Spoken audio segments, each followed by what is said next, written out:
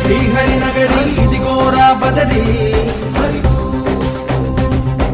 వైకుంఠేశ్వరి సిరికి నగరి అదిగో మహిమగిరి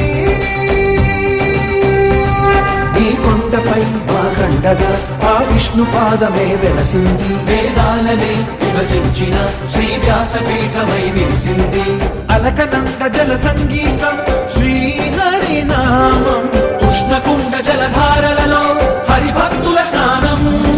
జ్ఞానం మోక్షం మొసగే వైకుంఠ